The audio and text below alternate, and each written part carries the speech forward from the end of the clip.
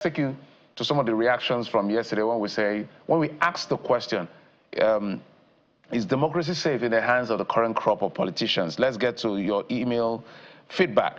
It said, democracy, this is coming from Jakes. That's an interesting name for a Nigerian. Democracy is dying inch by these current alleged corrupt, we must add, crops of politicians that are not out to protect the nation. Democracy will die sooner than later in this present dispensation if nothing is done by we, the Nigerians. The tiny pin will soon prick the balloon, and your guess is as good as mine. I hope you're not calling for anarchy.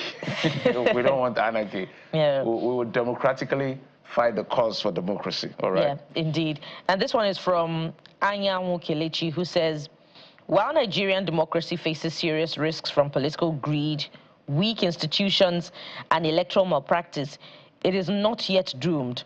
The survival of democracy depends on citizen vigilance, judicial independence, media freedom, and electoral reform. If Nigerians, especially the youth, continue demanding accountability and rejecting bad leadership, democracy can endure. And, you know, that is critical to the survival of democracy. I couldn't agree more. The health of the civic space, the continued engagement, and the liberty of the institutions to allow those conversations to thrive. That's the heart of democracy. But Kelechi concludes by saying, however, if corruption and impunity persist unchecked, the system remains vulnerable.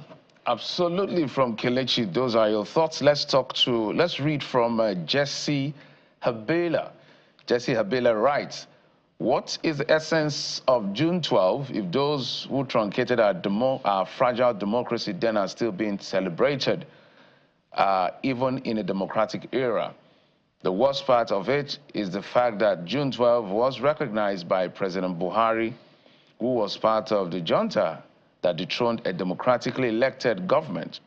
Which moral right does he have now to tell us when we should celebrate democracy?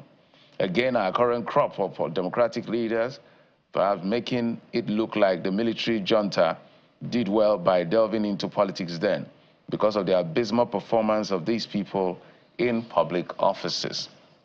So shots thrown at Muhammadu Buhari, shots thrown at Ibrahim Badamasi Babangida, and all of that. Anyway, we appreciate all your thoughts. Please bring them on as far as the issue of the conversation on June 12 is concerned. In fact, let's say, what do you make of June 12 celebration? Send us emails, send us WhatsApp messages, send us hashtag CTV Morning Brief, hashtag CTV Morning Brief. We'll take a quick break. When we come back, we'll get to the very first part of our conversation right here on the Morning Brief. Stay with us.